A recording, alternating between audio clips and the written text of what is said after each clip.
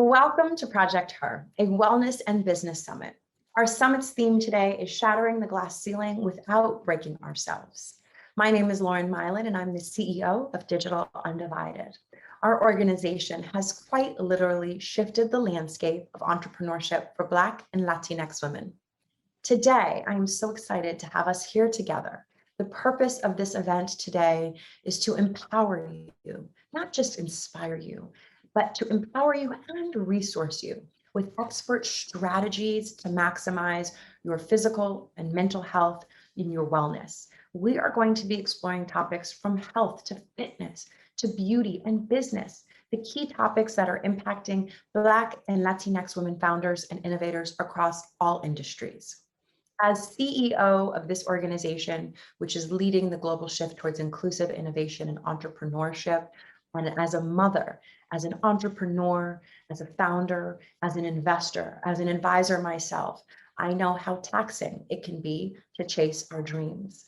But our dreams should not be deferred, and they should not be put to the back burner at the expense of our wellness, at the expense of our safety. And so today, we at Digital Undivided and with our partners are so excited to be able to make sure that you feel not just seen, but supported. And not just in your business, but in all the aspects of your life that help you show up as the incredible woman that you are. Digital Undivided's tireless advocacy, education, and our work, our programs, our research are propelling Black and Latinx women founders to the next level. This work I am so honored to help lead, and I'm also so honored to be in partnership with the National Urban League, an incredibly important and historic organization that has been at the forefront of social justice and equality for many, many years. And to have their partnership as we now look to the future of work, the future of innovation, the future of business, and most importantly, the future of us as women of color within those conversations, I am so grateful for the National Urban League's partnership. Thank you again. The National Urban League is impacting the lives of more than 2 million people nationwide. And as a civil rights advocacy organization, they have continued pushing for the changes that we need, for the new laws that we deserve, but most importantly, for advocating for all of the issues that are at the forefront of our advancement economically and professionally as a people. I would also like to take this time to thank and highlight the work of our summit's presenting corporate partner, Dove, and specifically their advocacy and work around the Crown Act. The Crown Act has been important for those of us as women who love our hair and our identity and want to feel safe in our ability to celebrate all that we are. Myself, even as a mother, having the Crown Act has been important for my daughter and my son to know that their hair is important and valued everywhere that they go. So to be able to have Dove and the Crown Act's partnership, we are so thrilled because we know very well that it is important for women of color to be able to show up unapologetically as themselves. So thank you again to Dove and the Crown Act for helping to make that possible. This monumental legislation around the Crown Act seeks to end race-based hair discrimination in our schools, in our workplaces, and in all of the places that really make us feel uncomfortable, but where we know we need to exist in order to succeed. And whether it is discrimination based upon the texture, the color, the length, the style, braids, locks, twist, bantu knots, whatever it is that you might wear, that you are free to embrace all of who you are culturally, your ethnicity, and all that makes you unique.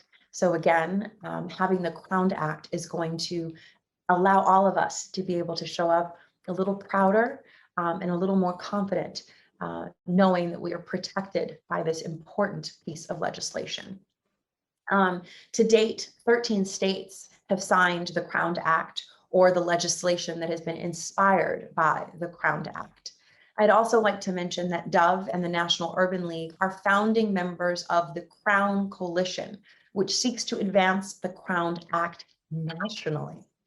On July 3rd, we celebrate National Crown Day, a clear rallying cry around the Crown Act itself.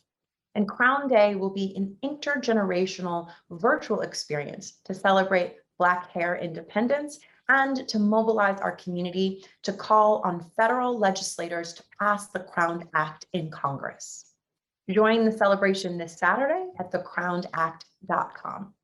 Now, I'd like to take this opportunity to focus your attention on a short video presentation that gives a dynamic look into the work that Dove is doing around the Crowned Act. Take a look.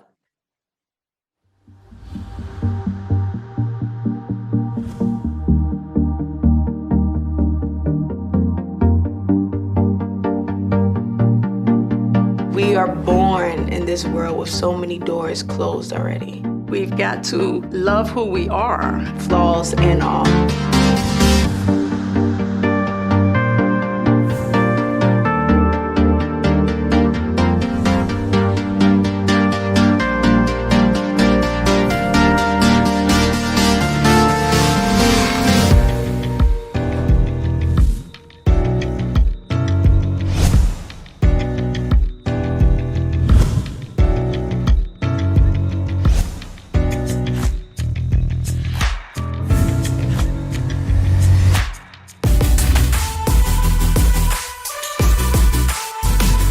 Today, through our bill, SB 188, the Crown Act, we hope will create a respectful and open workplace for natural hair.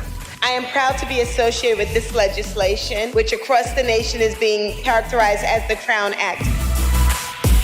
We can move forward with confidence knowing that we now have this bill in the state of Colorado.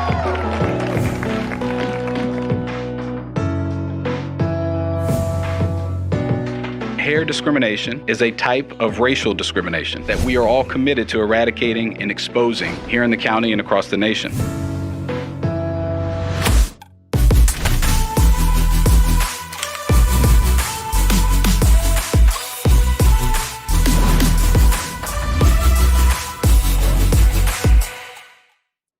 That video was absolutely dynamic. Let's join Dove and the Crown Coalition to #PassTheCrown and end race-based hair discrimination nationwide. Sign the Crowned Act petition at thecrownedact.com.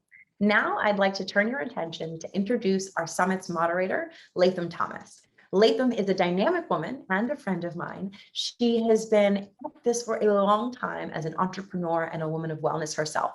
She has been named to Oprah Winfrey's Super Soul 100 and describes herself as a self-care sorceress. She is the founder of the Mama Glow Foundation and Mama Glow, a global maternal health and education brand that serves birthing people along the childbearing continuum. Latham is an entrepreneur who's been featured in the New York Times, the Washington Post, The Breakfast Club, Forbes, and a host of other notable media outlets. Her entrepreneurship spans from supplements to even being a best-selling author herself. I proudly present to you, again, my friend and an incredible woman in wellness, an entrepreneur and a mom as well, Latham Thomas. Thank you again, Latham, for joining us. Thank you, Lauren, for that beautiful introduction. I admire you and the work of Digital Undivided and its mission in creating a world where all women of color own their work. I'm so excited to be here today to guide conversations, but consider me just that, a guide. We are here today to talk all about you. Today, I'll be talking with a host of Black and Latinx women that have the ability to change the entire world, but we can't change very much if we're not our healthiest selves. The hope is that when you leave here, you'll be more focused on the precious assets you have, you. Elizabeth Lopez is an award-winning personal trainer, holistic nutritionist, fitness instructor, TV host, writer, and social media powerhouse.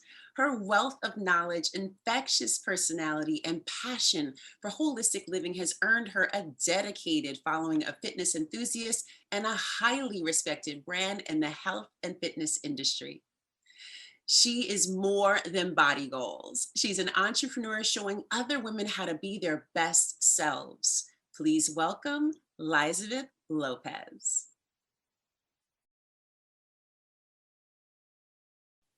You can't build a business empire without a high-performing body. Black and Latinx creators and entrepreneurs are complex, from the skin you're in, the hair on your head, and yes, even your blood sugar levels. Performance in business and fitness go hand in hand. And in this conversation, we'll talk about how to realistically incorporate fitness into our busy schedules to look and feel our boss lady best. After this session, you'll be armed with new confidence, knowing that you're truly at your peak mentally, physically, to conquer the world.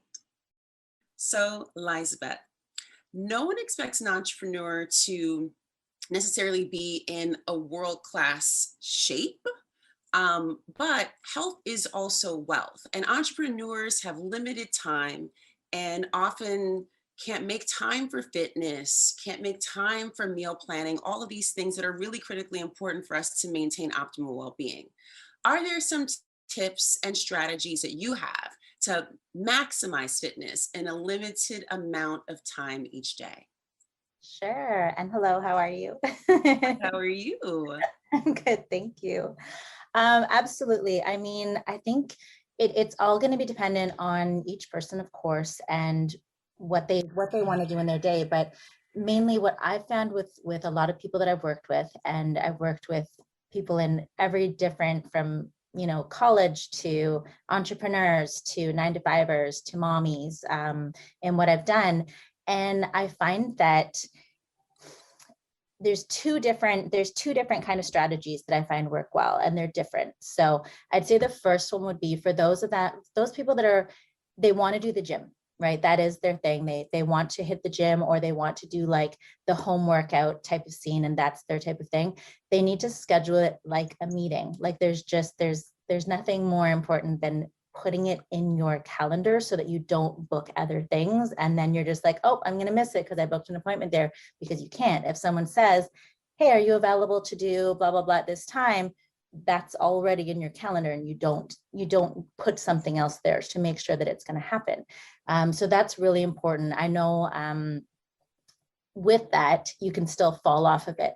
So you have to also make the commitment of at least 30 days in a row, put it in your calendar, and don't overdo it. Like, don't say, okay, I'm going to go 5 days a week or 7 days a week or did it. No, like if you think that you're going to be able to do realistically 3 days a week, you put it in your calendar for 3 days a week, and maybe even make a rain date. So if something should happen, your baby gets sick, or, there's an emergency, something, you're on call, you have your rain date and it gets moved, not canceled, right? Just like any other meeting would. You're not just going to say, well, we're just not going to do this meeting anymore. Generally, you're going to move it somewhere else within that week. So that's really important for those people. And I do find that if you choose a specific time where it's kind of the same time every day, it becomes that habit. And habits can turn into just something that you're always doing. So I feel that's really important, versus just saying, I'm just going to go when I get there, when I can that day,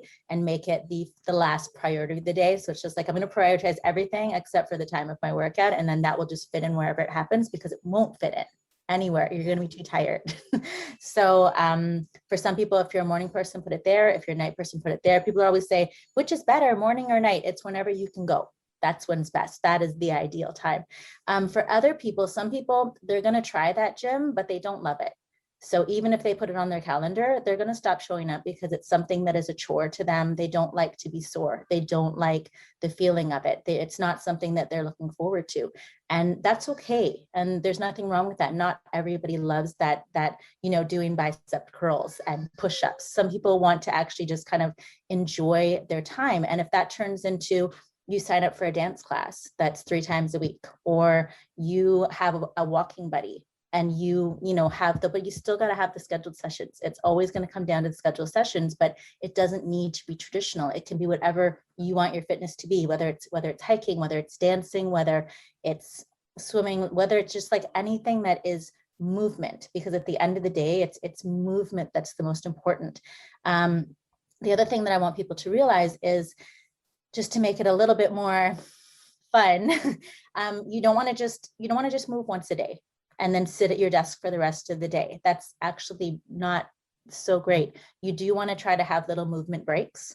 So even if it's just like you put like a little timer on your phone, and at some point you're just kind of like gonna get up and go for a stretch, or go for like a 2-minute walk around your place or wherever you are, or do something, you do want to have little movement breaks and break up the day a little bit. And it doesn't need to be all at one session. So maybe you're just a movement break person, where what your movement is in the day is that you're just taking 4 or 5 minutes, get up, walk around, do a push-up, do some dancing in your own house, whatever it is, since a lot of people are still working from home, but you just want to move and you want to have it scheduled.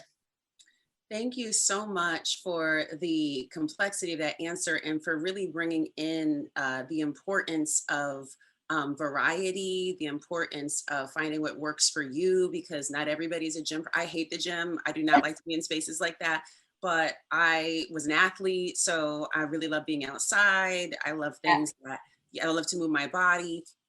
And one thing, my father's in his 70s, and he was visiting, and he does what he calls street hiking, which is really just taking a walk. Yeah, But he's like, yeah, we're gonna go street hike. Awesome.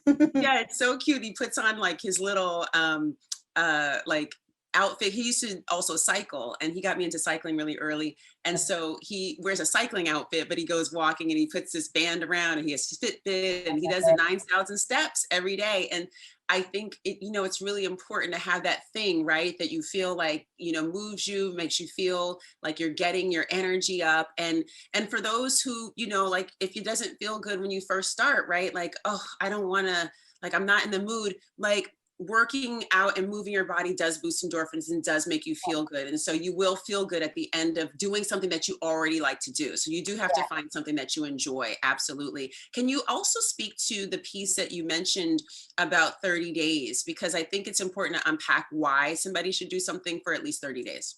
Yeah, absolutely. And I will just even first just say, as far as like you being an athlete and stuff like that, I have found with a lot of people who were athletes and now they're adults and they don't go back to that.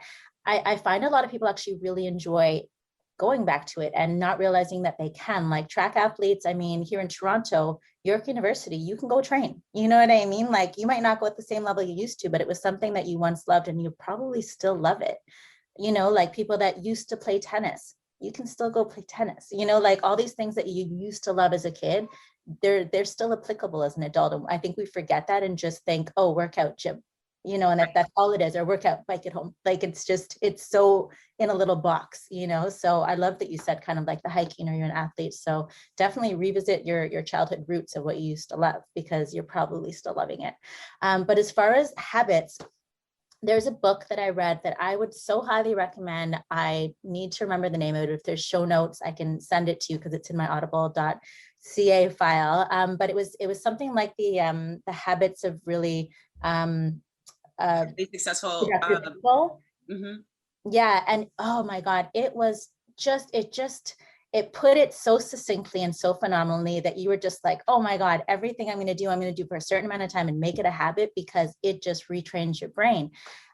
So the thing with making it consistent is that anything you do consistent, like when you have to get up and go to work, it's not something you think about. It's a habit you have to pay. Like anything that you're doing consistently, it becomes a habit. It becomes something that becomes easier. There's a repetitiveness in your brain where you're just remembering to do it. It just becomes normal. It feels better. You start to actually crave it. And I find with workouts for a lot of people, like sometimes when I used to run my boot camps, that first week might be a little bit challenging for people. They're just like, okay, I had to set my alarm to go. I was sore, but then eventually it becomes, you don't even need to set your alarm for some people. It's just kind of like you wake up because intuitively it's just part of your day. It's part of your system. So that habit, it becomes your norm.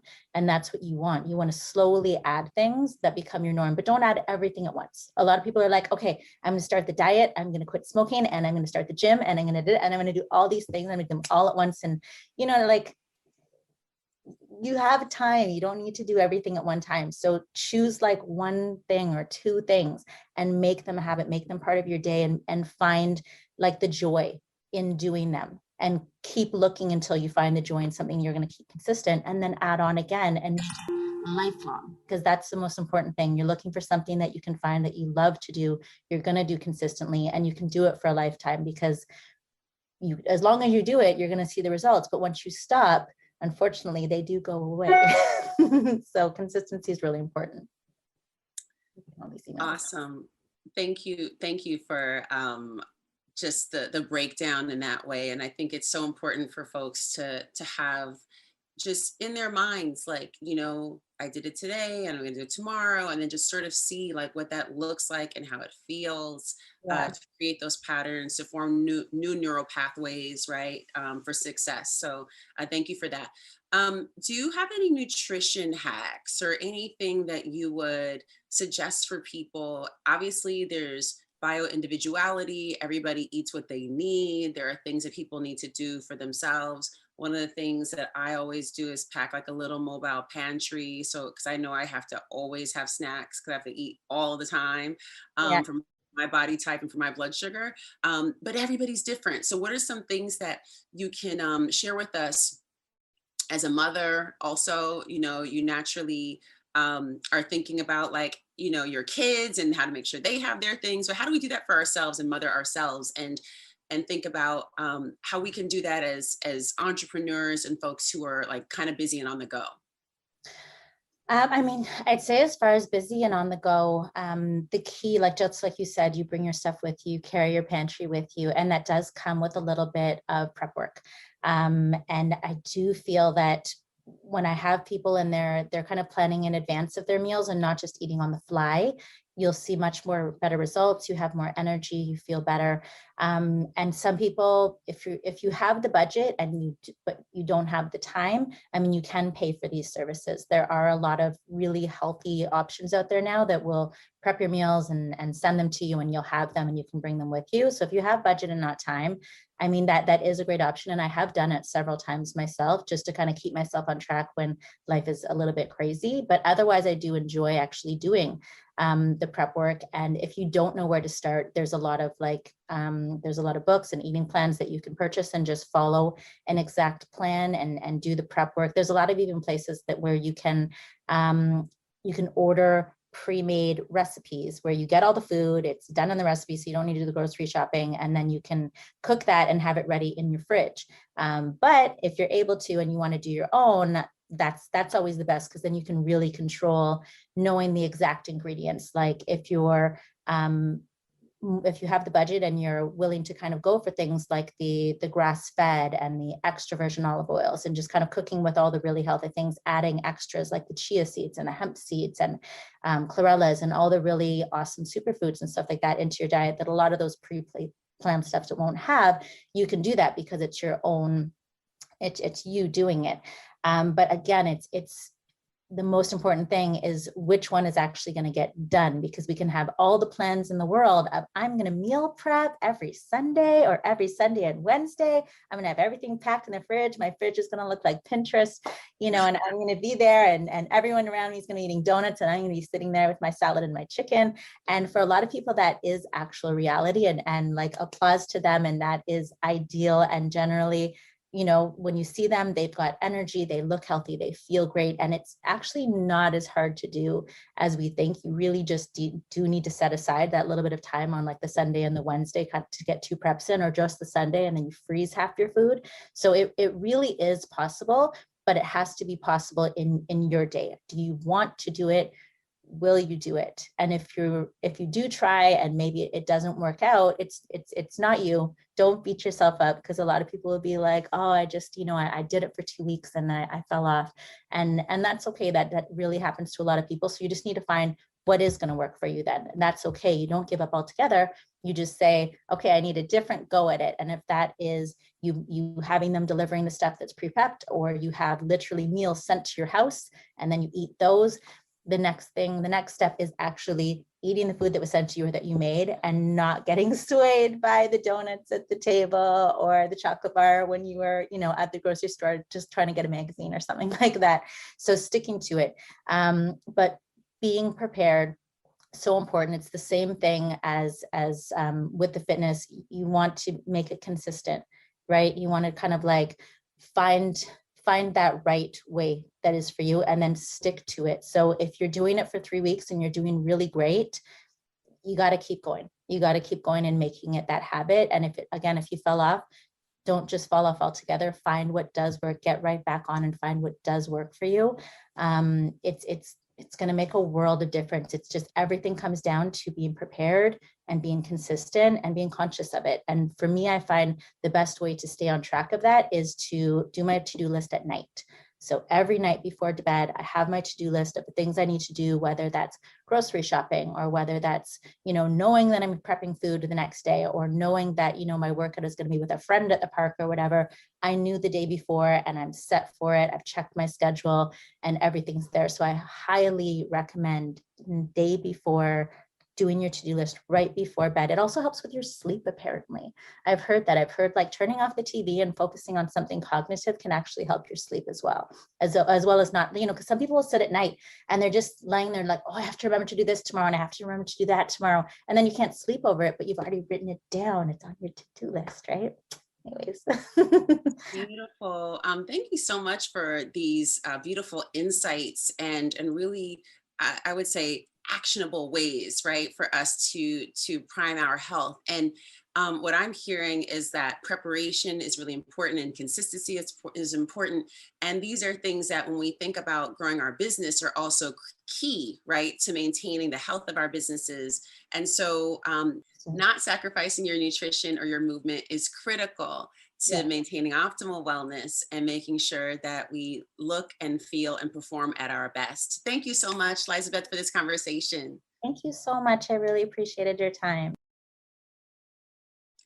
As I stated earlier, today is all about you and equipping you with tips and strategies to be your best and most beautiful selves. On screen, our next guest, Natasha Parker, is a reality TV personality, but behind the scenes, she's an established TV producer and marketing director.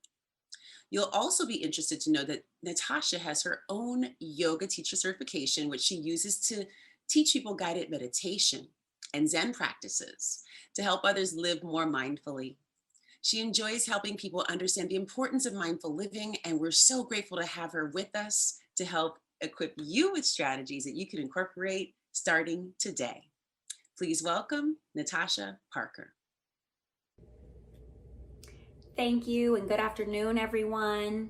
I am here to talk about the importance of mindfulness for entrepreneurs.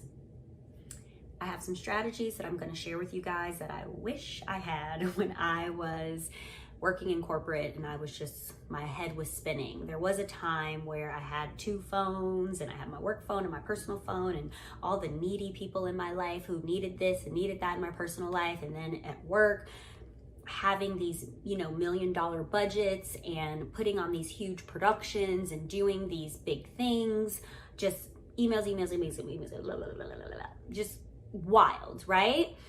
From the time I woke up to the time I went to sleep, I was go. No time for self. So I suffered from anxiety, a lot of anxiety. And I was like, well, what about this? And did I do this? And my head would just go. And then I found mindfulness. I found meditation. I found a different way to be. I went deeper into my spirituality. And I healed. I did, in a major way. And that is why I became a meditation teacher. And that is why I want to help others get to that place. I had to quit to get to that place, but I don't want people to have to quit to get to that place. You can still be the badass, hardworking, doing your thing that you are, and still have time for self and still make time for self. And I think that's what's very important for people to understand. So my tips and strategies that I'm going to tell you guys today, very quick. Journaling, number one. We all talk about it. We know it's important, but let's try what I like to call journaling with intention. That means the TV's off, the radio's off, there's no music, there's no on your phone. No, the phone's on the other side of the room and we're journaling. And I recommend to journal at night because at night is when we mindlessly scroll through our social media. At night is when we, you know, listen to the news or have the TV on, and we fall asleep to these images, or we fall asleep to these things being said to us that we don't even know that our subconscious is bringing in and filtering through as we sleep. So when you journal at night, try journaling your goals or your wants or your needs. Try journaling something that you want to manifest, that you want abundance in your life, because as you sleep, that is what's going to resonate, and that's what the law of attraction is all about. Nothing negative. Let's journal about nothing negative at night. We want positivity, abundance, and manifesting. And as you do this over time, you'll see how your mornings become just clearer, nicer, lighter. And that's what it's all about. It's about being lighter. Another thing that I'm going to give you guys to do that anyone can do right now is a mindfulness practice in meditation. It is a shower meditation that I call it, with intention. So again, no TVs on, no one's interrupting you, there's no music playing. I like to shower to music sometimes too, but not this time. You take your shower, you lather up, you do your whole thing, and then at the end, or when you're, you know, done, or even at the beginning of it, whatever you want to call it, you turn around in the shower so your face is not hitting the water, of course, and you take deep breaths in, all the way in till you can't anymore, and then all the way out till you can't anymore. And as the water hits you, if you're a morning shower person, you like to shower in the morning, just imagine those goals hitting you. And with every drop of the water, imagine them hitting you. Imagine the manifesting and the abundance coming into your life. And that's what's going to resonate over your whole entire day. If it's something that you're anxious about, like, oh, I have this meeting and I don't know, just imagine it going so well and going in your favor. Imagine the water being all of the things that you need to, all those points you need to hit, and they're hitting you. Okay. If you are a night person who likes to shower at night, imagine that you are having all the worries of the day, or whatever your worries were, though the shower now, the water is hitting you, and those are your worries. Your worries are washing down the drain, just completely gone. So as you sit there and you breathe in and you breathe out and you take these deep breaths, and the reason why we breathe is to move the energy energetically. Okay, that's what we do. So when you're taking these deep breaths in and we're taking these deep breaths out, we're using our heart to go up and go down. We're using our heart to move the energy with our breath. So our heart rate is going down as we're taking in these deep breaths, and with that, we're feeling our worries wash away.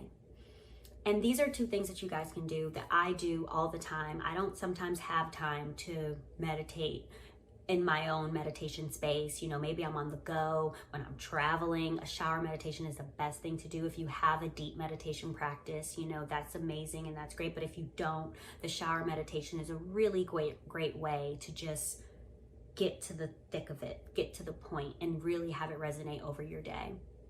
I'm really happy to share that with you, and I have many other mindfulness tips and meditation tips to get people to this place of balance and wholeness and oneness. And you guys can find me on Instagram at Natasha Parker, my name. I post about mindfulness and about positivity a lot. It is my personal page. I also have a website. It is natashaworks.com. There is some information about mindfulness there, and meditation as well. So I'm always looking for more clients. I'm always looking to spread the word, especially to people who are entrepreneurs and people who work in corporate and people who have these jobs that are very high stress, because we need it the most. You know, we definitely need it the most, and we need it to feel good. So I thank you guys. I am sending so much love, peace, and harmony to you. And good luck. Good luck, guys. Keep up the good work. Thank you, Natasha, for those incredible and useful strategies. I do not doubt that so many of us will be incorporating the shower meditation in our lives tonight. Our next panel will be led by Nicole Roberts-Jones. She is uniquely gifted at one thing, drawing out what's best in you and helping you take your brilliance to the bank. Through her Brilliance Mastery Academy, Nicole works with entrepreneurs to create multiple streams of income from what they already know and build an empire from their expertise. She's a best-selling author of 4 books, a consultant, transformational speaker, wife, and shero. Please welcome Nicole Roberts-Jones. Thank you so much, Latham, for that introduction. And I'm excited to be here and really celebrating the Crown Act as an entrepreneur with a sister friend in the entrepreneurial journey who also celebrates her crown, right? So with that, let me introduce to you the woman who will join me in this conversation today. She is the host of the Support is Sexy podcast. She's an author of the book, Get Over It, I Got It, which now I'm sure you see why. We're going to talk about how you really look to have support in this entrepreneurial journey. Her name is Elaine Fluker, but before I bring her up, let me tell you that Elaine started her entrepreneurial journey working in media as a journalist for 20 years. And her work is firmly planted in the notion of women supporting women and is a blend, she would call it a blend between personal development and personal branding. So welcome, Miss Elaine. Thank you, Nicole. I'm so happy to be here with you, rocking my crown. Yes. And so we want to acknowledge the celebration of Crown Day because, you know, we're going to get all the way in, but we're excited as naturalistas, I'm making up words, to be here in celebration of the Crown Act and also in celebrating the need for women of color as entrepreneurs. We all need support. And so we got the Support is Sexy guru here. And so we're going to get in and dive into it. So let me ask you first, why is it so hard for us as women of color, women period, but really women of color, why is it so hard for us to ask for support? Well, I always like to say, don't beat yourself up. When I first realized that I was having a struggle asking for support, it was just a revelation for me. And it was because I witnessed it in other people. I was taking this personal development workshop called Momentum and witnessing other people struggle to ask for support that I was like, oh, I think that's a problem for me too. And then I started doing the research on why women, especially, and women of color really struggle to ask for support. Now, let's be real, Nicole. We know that things like pay inequality still exist, right? As women, we make less than men on the dollar just because we're women. As women of color, we make even less than white women. No other reason, right? For the same exact positions. And then there's all kinds of things such as the glass ceiling. And for women of color, they call it the concrete ceiling. So it's even harder to break through. So I say that to say there might be reasons. In fact, there are reasons that you might feel like, well, I'm scared to ask for support, or I don't want them to know, or feel like I don't know what I'm doing. And there's a lot of baggage, if you will, for some of us that comes with asking for support. But that said, I am stressing the importance of asking for support because this isn't just about getting support to get success, right? To get success or get ahead. This is about getting support in a lot of situations to get well, because we also have higher stress rates, higher cases of heart disease, all these other things that trouble us. In fact, our stress also affects our hair. I mean, that's one of the things for me when I'm very stressed out. My crown, my scalp is affected. My head and my stomach are my two places. So it's not even just about support just for our businesses and that kind of thing. This is also about us staying well, which is important as an entrepreneur. Yeah. And that's why I love your book, Get Over, I Got It, because I remember a time in my own journey. So I've been doing this for 28 years. Yeah. How old am I? We're not going to talk about that. That's another 29. Right. So literally for me, it took me 17 years to ask for help. And let me out myself because I had a master's degree at the time. So I started my business in 1993. So at the time I was teaching at a university, not one, but two. I taught at 2 prestigious universities. I'm sharing this because somebody might need to hear this today. And because I was teaching at this and I was teaching graduate school, by the way. So because here I am with a master's degree, I didn't have a PhD, I got offered to teach, and I'm not bragging. I want you guys to get this. So for me, this is one part of me, but I'm from South Central LA. So where I came from did not define my life as getting to this place. So for me, I had gotten to a place where I had no one around me where I could ask, how do you start a business, right? So for me, I thought, well, I should know how to do this. I'm supposed to know how to do this. And so for me, it took me 17 years to get help. And it was just, once I got it, I was like, this is stupid. Excuse me. I'm not calling y'all stupid. I'm talking about myself. Right. Because it's like, there's a quote by Bishop A.R. Bernard that says, the tools you've used on this level are not sufficient for your next.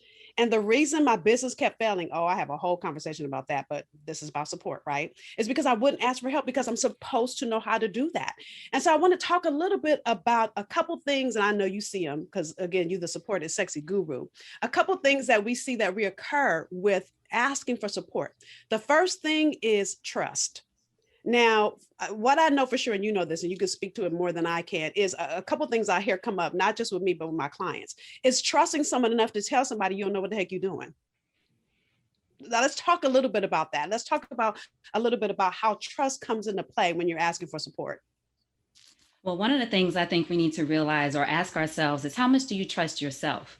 Right? How much confidence do you have in what you do know? We focus a lot on what we don't know. And what you mentioned, the shoulds, Nicole, I always say we're shoulding all over ourselves, right? I should do this. I should know this by now. I should know this by this age. I should be at this level. Social media intensifies that. We see everybody else doing the things, or we think they're doing the things, right? We don't really know. It's their highlight reel, and we get all the shoulds in there. So trust first is starting with yourself. How much do you trust yourself? How much does this, whatever this thing is that this ask is bringing about, how much does it matter to you? That's another thing. You know, Tina Lifford from Queen Sugar, Aunt Vi. Yeah. Right. Love She's her. a wonderful person.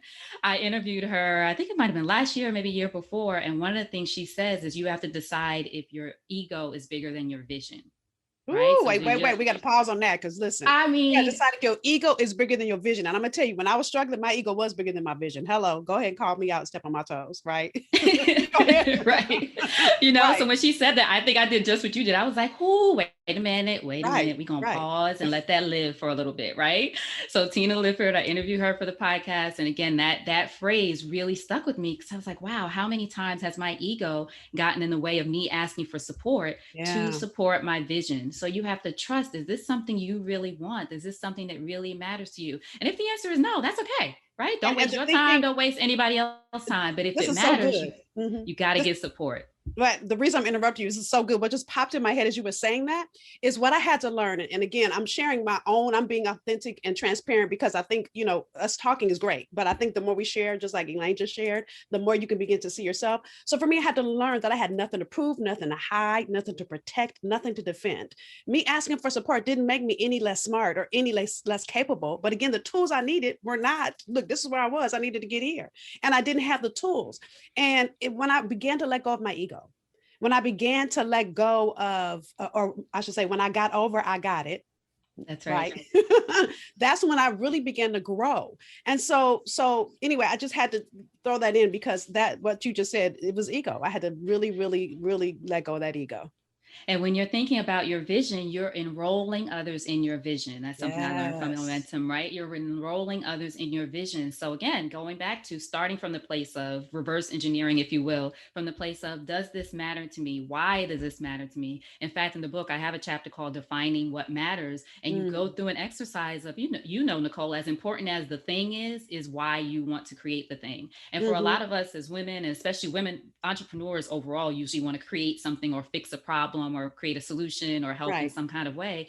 But why? Why does it matter to you? Start from that place. I think that's as important. And then the how works itself out usually. But asking people, you're enrolling them in your vision. And I want women listening to remember, you're not asking for a savior, you're asking for support. Woo, right? Come on, girl. She's dropping nuggets. Come on. Think about, we worry about all the things that we need to prove. Like you said, there's nothing to prove. I just pause for a minute and think about, Nicole, you do this because I know you're doing a lot, right? Think of all the things you did yesterday. Just run through a list in your head real quick. Think of all the things you have planned for today, including our beautiful conversation. Think of all you have planned for tomorrow. You good. You've done plenty. Go on and ask somebody for support, right? You've done plenty by yourself. Right. Think of all you have planned for next. We just think, oh, I have to do it by myself to prove. I'm positive. The women we're speaking to, you've done plenty.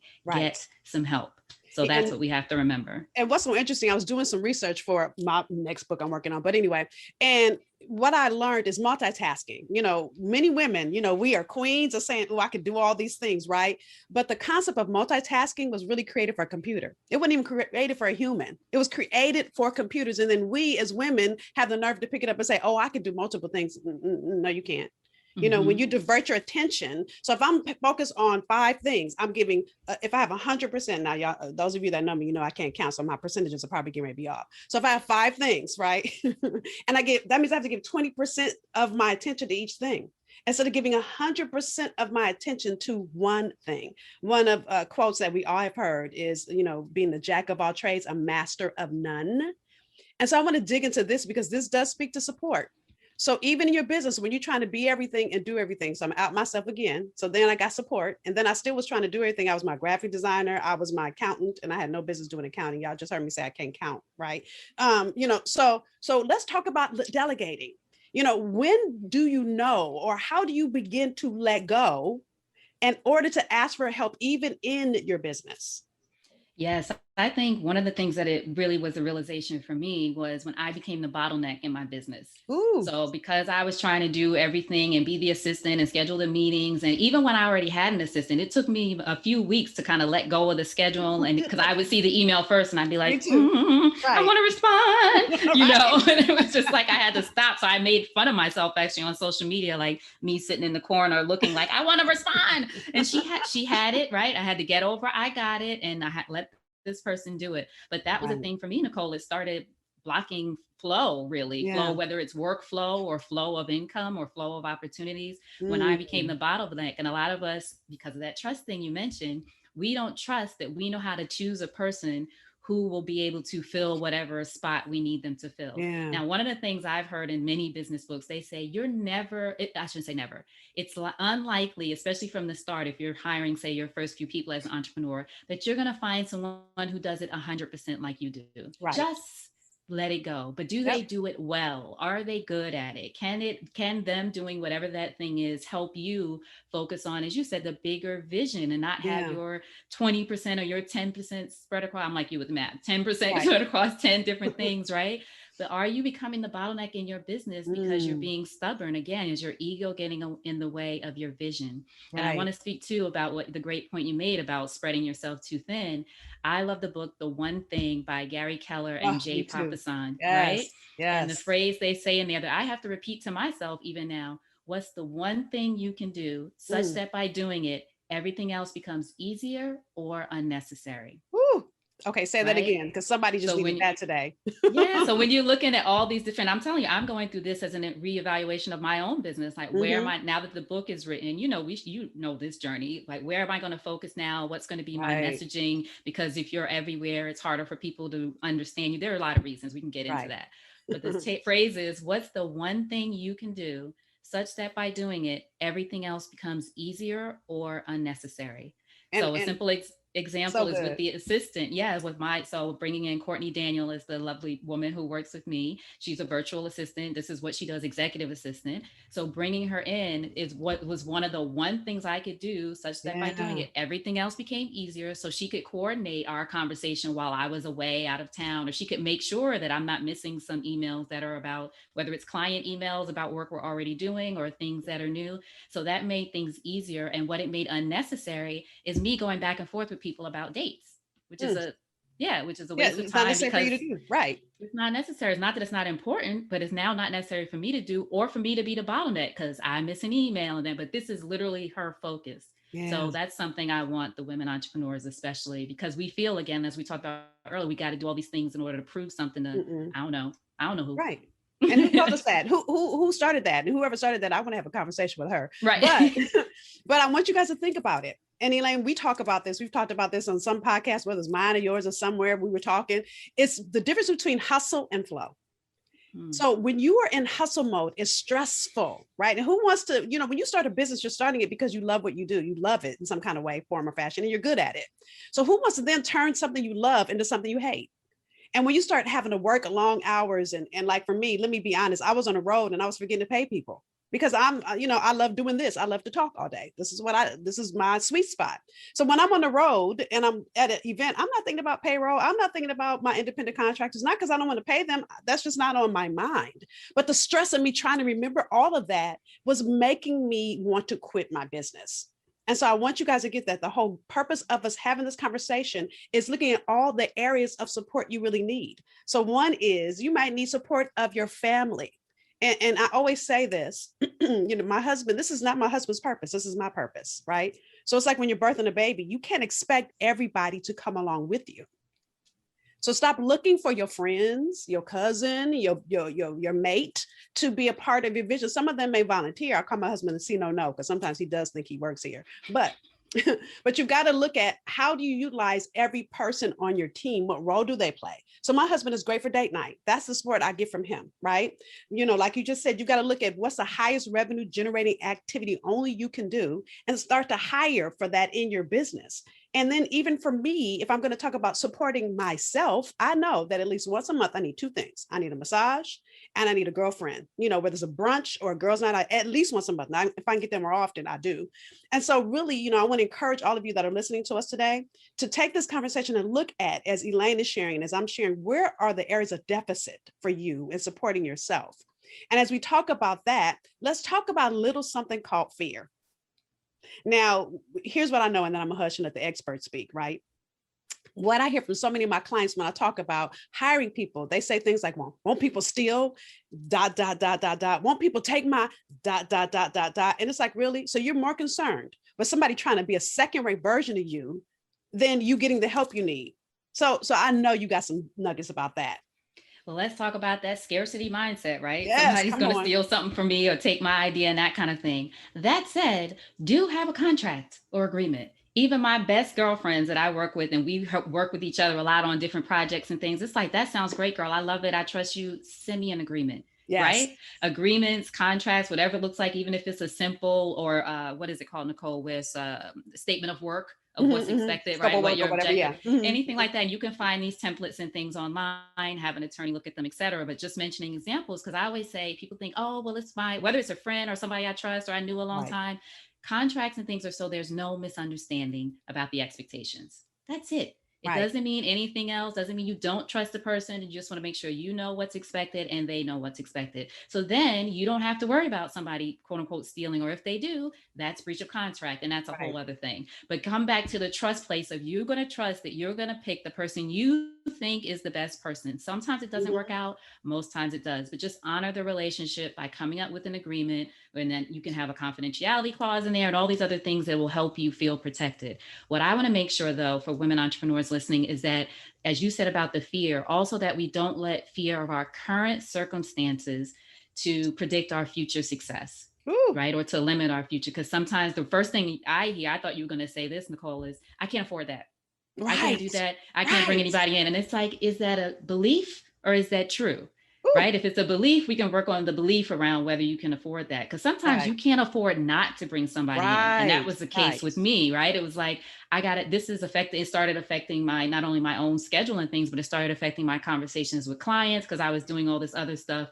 So again, sometimes you can't afford not to. Now, if it's true that your cash flow and those kind of things aren't where they need to be right now, okay, let's work on that. How can you generate more income? Or I should say, and how can you look at places and be creative in places where you need the support? So I wish I knew that. I think it's called Acadium, but there is a service and I've looked at it. I have people I've worked with who have used it and they get interns, basically apprenticeships, people who want to work for different companies. They're outside of the country, but they have advanced degrees and they want to get experience in different fields in the United States. It's fair, equal pay, but it's an apprenticeship. It's not an exploitative kind of, we don't want to do that, right? But this is a service that's out there and there are all these other resources that are out there that will allow you to be able to support someone, maybe not pay as much as you would for a full-time person or even a part-time person. So that's the thing when you get down to, okay, if you can't afford what you think you need to pay right now, there are so many other options out there. So don't let your current circumstances limit your future success. And I had to learn that the hard way. Well, that's good. You know, as you were saying that, what popped in my mind is, you know, God never comes to you for where you are. He's coming for where you have not yet gone. And so if that's the case, you've got to be able to expand, not just who you are, but your mindset. So for me, you know, I had to realize when I was struggling in my business, because I wouldn't ask for help, you know, I kept thinking I'm gonna work harder. So you can either put in cash equity or sweat equity. So for me, I was putting sweat equity in, which looked like this. I'd say, okay, I'm going to work a couple hours on Saturday. Oh, let me back up and say, when I started my business, I did it alongside my 9 to 5. Okay. So that meant lunch, I was doing my business. Mornings, I'd get up early doing my business. Evenings, I was doing my business. Okay. So then it wasn't working. So I said, okay, I'll work a couple hours on Saturday. A couple hours became all day Saturday. And then it became half day Sunday. And nothing was working. And let me tell you why. Because I was using the same tools, thinking I was going to get a different result. What I had to realize is that if I wanted my business to grow, I had to invest at the level to which I wanted to see the return. And here's the other thing I realized, right? So by the way, when I invested in my business, it grew within 6 months, grew like exponentially.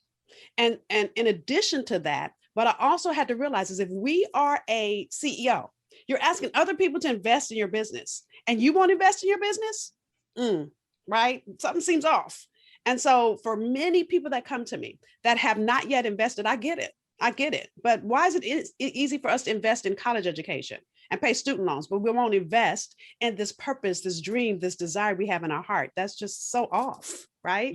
Yeah. And I think too, I'm glad you mentioned about building your business alongside your job at the time, because that's the thing I tell a lot of the women that I work with.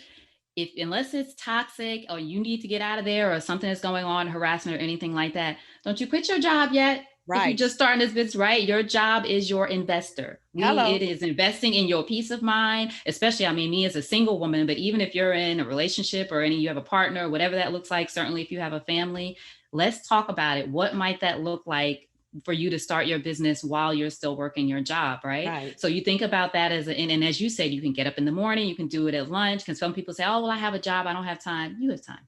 If you really want it, you can, right? You can invest the time, you can figure out the time, but use your job. We want to keep our investor happy and then build your business. Because I will tell you, as someone who did quit and then say, okay, I'm going to quit and start my business. Luckily, the company I was it was a media company, Martha Stewart, that I was working with at the time. I had a great relationship with my manager there, Misha, and she actually helped me transition because she brought me on for some consulting things. That doesn't always happen, but that's, I think, probably more of a possibility now with the way companies are changing the way we work. But there's a way to work out that transition. But I will tell you, during those times, and I didn't have a job, and I was, like you said, the hustle. I was caught in the hustle for years.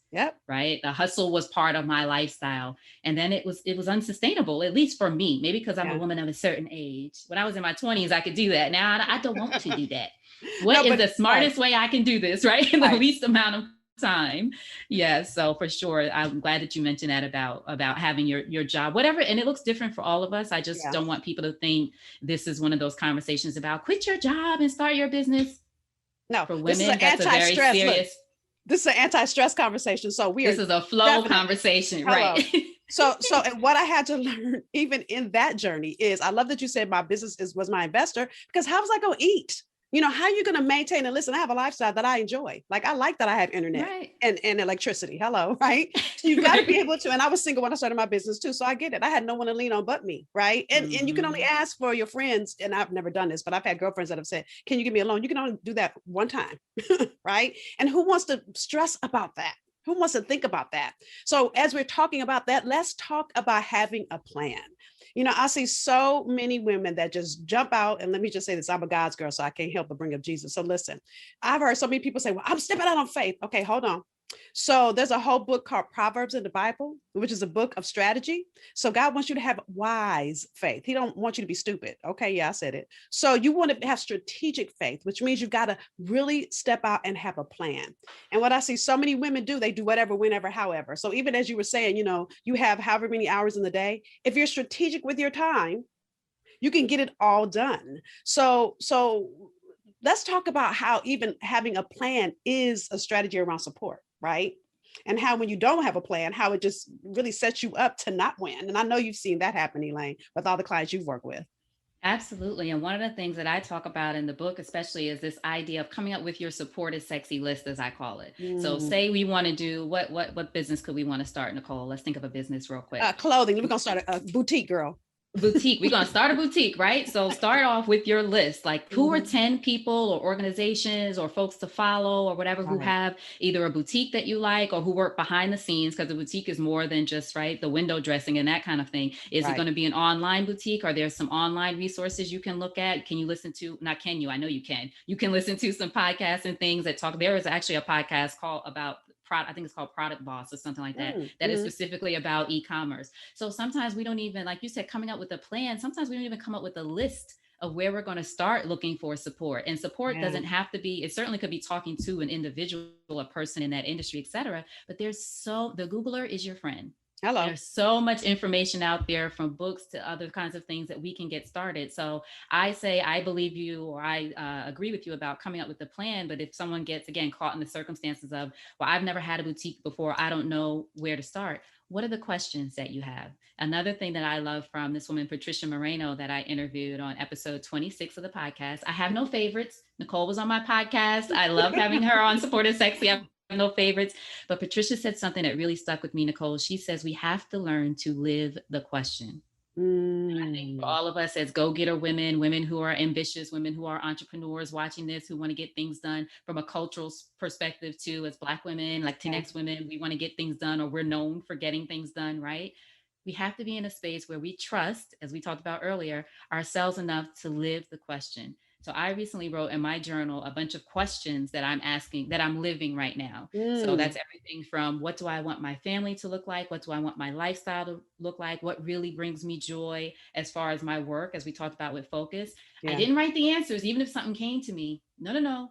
Just the questions. And what that does is open you up to have things sort of come to you. And it's sort of like if you say, I want to buy a red Jeep Wrangler. That's one of my things, right? All of a sudden, all day today, I bet you I'm going to notice all the red Jeep Wranglers. Like, well, I didn't know there were so many. Right. There's not so many. It's activated in your mind, right? You know this. So the same kind of way is when you're living the question and being open to what are the possibilities? That's the thing. And that possibility should be part of your plan. That's so good. And this is why vision boards got so big however many years ago, is because what it's doing is like Habakkuk 2:1 says, write the vision and make it plain. So it's getting it out of your head and writing it out. And then looking at what questions do you have to not make it activate it. Now, let me be clear before I say this, is you got to activate it. But here's what I love. Another quote I love is man makes plans. I should say women make plans and God laughs. So it never happens the way you think it's going to happen. So don't be so stuck to how you think, but write it out. And with the questions, I love how you said, I stopped trying to answer them, because then you limit what's possible. And I always want to go, I always want abundantly above all that I could ask or think. So it's going to be bigger, right? I never saw me doing this, right? So I thought I was going to be speaking to little groups of 5 people, and I was good with that. So, and that's what I have on my vision board. I have a group of people, and because I have the same vision board, I just add to it. And so really it's getting that thought, that plan out of your mind. And then here's the second thing I've had to learn is, what do you already know and what do you not know? And stop thinking that you should know. You don't. Get clear. I don't know. So either solicit, if you have a friend that's doing it, ask. There we go. Support is sexy. Or hire a coach. You want to look at the difference between a mentor and a coach. And I got to say this because so many people ask me to be a mentor. A mentor is someone that's been working with you. They're not going to have a long-term contractual relationship with you. They fit you in when they can. So it might be a coffee every 3 months. If you're building a business, building something, you need more than a mentor. You need a coach who has a contractual relationship with you with a predictable end. And they say, hey, we're going to meet once a week, once a month, once every other week, and it's set in stone. So they're working with you. And so for me in my business, I needed a coach. I had never done this before. And the reason my business failed for so many years is I hadn't stopped to write the vision.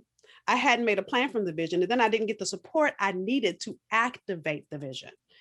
So Eli, you've given us so much yummy insight. And I cannot believe our time is just about up. But before we end, I want to make sure you tell the ladies who need to understand or who need to get over I got it, how they get your book. And then anything else you want us to know as we close our conversation for today. Absolutely. Thank you so much, Nicole. I love talking to you. We could talk forever and ever, right? Great Which is conversation. why I have my clock up here, because if I did 3 hours, right. I'm like, oh Lord, right. Exactly. But thank you so much. Yes, if you're interested, please go to getoverigot.com. You can learn more about the book. You'll see a video there where I talk about this whole I got it syndrome, as I call it. You'll see ways to order the book, including Black women retailers and Black bookstores that you can buy from, and then all the bigger ones. But we love to support local Black businesses. So that's on there as well. And what I would love to leave you all with is this: know that you deserve support. You deserve support. You've done plenty. Like I said yesterday, I'm sure you have plenty planned today and you have plenty planned tomorrow. Yeah. You deserve support. So I want you to remember that. That's so good. That's so good. So, and in line with that, I want to gift you all with a quiz. So those of you that are building your business, and you could be at 3 stages, you could just be beginning, you could be building it alongside, or you could have been in business for years, but you were where I was stuck. Wherever that is, this quiz will tell you where you are for free, and then it'll give you 5 days of activation. So it's called the Brilliance Roadmap Quiz. Where you take it is brillianceroadmapquiz.com. And so if you've got nothing else from our conversation today, understand that yes, support is sexy. We all need it. If you were on this earth and you did not need support, God would have put you here by yourself, girl. So with that, thank you, Elaine, for all you do. Thank you for holding the space that we know that we need to get over. I got it. Thank you for joining me today. And with that, listen, ladies, we are excited to be holding the space for the Crown Act. And really, I believe what the Crown Act does is allows us to be the full expression of who we already be. And so our conversation today was to be in alignment with that. So thank you for allowing us to pour into you today. And I'll see you soon. Bye. Thank you, Nicole and Elaine, for such an intriguing discussion. I took notes. Now, I would love to introduce you to 2 dynamic women. Emmy award-winning host Roxy Diaz has interviewed everyone from Lady Gaga to President Obama. This woman has serious range. Some of you may recognize her from BET's 106 & Park. Others may know her as a serious sports journalist. What we all know, however, is that she's been setting trends and guiding the culture for some time, and she's now a correspondent for E! Please welcome Roxy Diaz. Next up is Ty Beauchamp, an award-winning TV host, content creator, and serial entrepreneur. Named one of the 50 most influential people in the multicultural market by WWD, Ty made history as the Teen Magazine's first Black and youngest beauty and fitness director. She was formerly an editor at O, the Oprah magazine, and Vibe Vixen as well. In addition to running Ty Life Media LLC, Ty co-founded Brown Girl Jane, the first and preeminent plant-based CBD collection centering women of color. She's a go-to voice for major networks and facilitates high-level partnerships for Fortune 500 brands. Please welcome Ty Beauchamp. Conquering the business world is hard, but doing it as a woman of color is that much more difficult. The constant grind mixed with racism and misogyny can compound the stress in our lives. But to be your best and to live your best life, business total wellness is an essential, and we need to talk about it, specifically to Black and Latinx women. This session will leave women with strategies to monitor and improve their mental well-being and specifically conquer stress. Our needs simply aren't the same, but we know for sure that we need to be in our right mind to shatter those glass ceilings. So my first question is actually to both of you. Let's talk about mental health. We know Naomi Osaka in the French Open, she found her way out of that situation to really protect her mental health. We see Instagram posts that talk about unplugging and self-care. And sometimes it can seem like it's all really externalized. But in the real world, what are the immediate threats that we see that are facing Black and Latinx women? And what do we need to be really taking seriously when we talk about our mental health? Wow, that's it's good to see you, Latham. So great to see you, Roxy, and just wonderful to be here in this space to really kind of have honest and transparent conversation that obviously is topical right now. And I applaud and celebrate Naomi and others. You know, I'm thinking of Taraji, I'm thinking of even Ebony K. Williams, and just so many people have been, you know, so vocal about the importance of what I like to call mental realness. It's not about mental illness, it's about mental realness. It's about us as Black and brown women, as you said, who have immense pressure professionally, personally. We're dealing with a lot of historical, cultural, social, and emotional stressors and trauma that exists. And the reality is I think the first step is understanding what mental realness looks like for you, because it's very individualized. I don't think you can take a broad stroke and say, this is, you know, what you might be experiencing, what you might be dealing with. The reality is that we all have to check in with ourselves. You check in with yourself, get a sense of how you're feeling. Like, what is your appetite? What is your place? What is your position? What is your posture? How are you feeling? How is your spirit? And I like to say that and ask myself that, and other people that. I very seldom ask anyone like how you're doing. I say, how's your heart? How is your spirit? Like, to really go deep and check in. And so I think the first step is really just checking with yourself, being honest with yourself, and then being honest enough to, or willing enough to be honest with other people about how you're doing in that moment. Ty, I love that, because it's so easy to just say, I'm fine, right? And then keep it moving. But really, when we get into the realness, right, that you're talking about, and what's actually happening for us, we'll find that if we have a second to actually unpack it, that we're carrying a lot. Yeah. Thank you for that. Roxy, what about you? You know, I think that, first of all, it's great to see both of you ladies looking absolutely beautiful and glowing. I think that it's a great thing that we're starting to see a lot of figures, especially in the entertainment business, bring light to the situation and saying, you know what, it's okay to check out. It's okay to seek help and to talk to someone. You know, I think in our families and in our community, it was always really, really frowned upon, you know, to seek out counseling, to ask for help. If it wasn't from the church can pray all they want, but they can't help you with some of the things that, you know, you need to, I want to say divulge, but that's not the word. You got to kind of get off your chest. And sometimes you need it by an unjudgmental person, an unbiased opinion, and you don't want it from your family or your friends. So I've always been a very strong advocate of therapy. I've been a strong advocate of meditating, and that's a way of checking into yourself and your surrounding. And what are you surrounding yourself with? The negativity, who are your friends, who's kind of pouring this onto your spirit and your soul, this energy. It's in everything we do, the music we listen to, the people we keep company, even the food that we eat. You know, it's really, really, really taking time with yourself and saying, I only want the best for me. And in social media, it's the people that you're following. It's that same energy as well. I'm like, you're taking it all in. The likes, I didn't get this many likes. I didn't get this many follows. Look at these bad comments. We'll see 100 great, beautiful comments, but that one nasty comment gets under your skin and will throw you off the entire day. So I think that checking out, tapping out, and being with yourself is the best thing to do, and to do it more often. You know, set a time limit on when you're going to be on social media or with friends or people, but also set a time limit for yourself where we're like, this time is all about me. I'm going to do something that I love, that puts a smile on my face.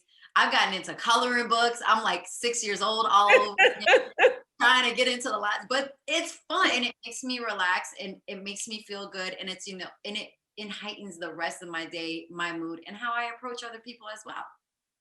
Thank you for that, Roxy. Yes, it's so important to, I call it phone fasting, to just log off of social media. It can be a powerful tool, but a cruel master, right? Mm-hmm. And so very important for us to take our time away and to really, you know, like you said, kind of go through and really see, like, who am I following? Do I feel good when I look at this page? Mute. There's all these functions you can do now, right? To get people out of your feed and out of your life, even without them knowing, right?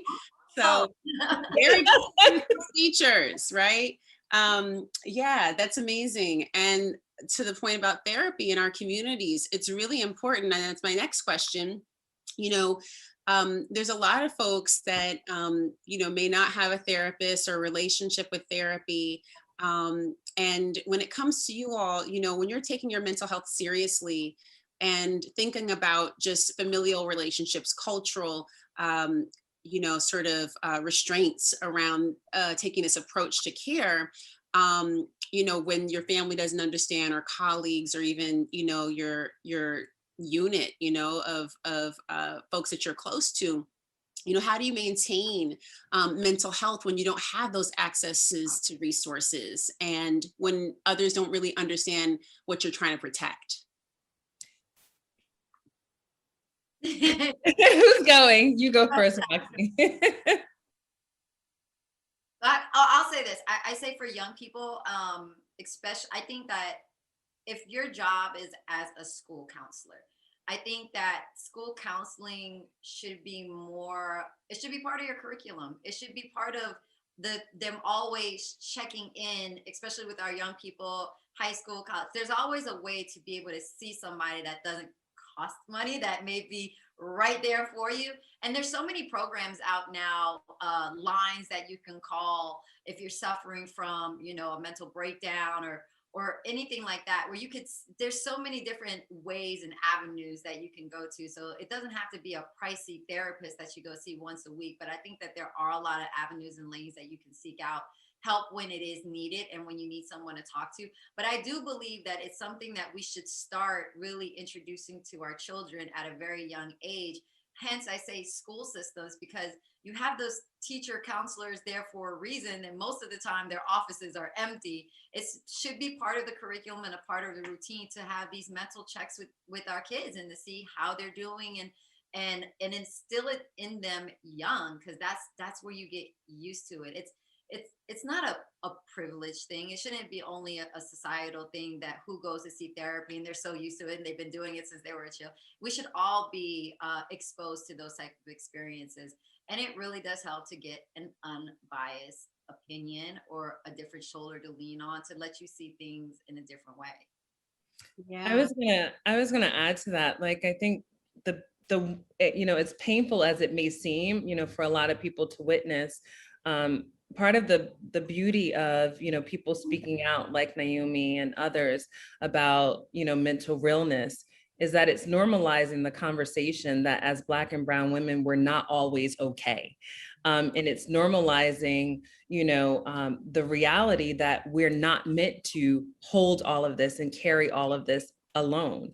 And with that, I think with, you know, this heightened kind of awareness, what we've seen is a growth in resources that don't necessarily have to cost a lot of money. We've seen, you know, I actually just posted on one of my pages recently about a lot of resources of, you know, where there are grants and there are, you know, centers that actually, you know, charge you based upon your income level. And so if you don't have income, there are organizations that, you know, provide access to therapists in different ways.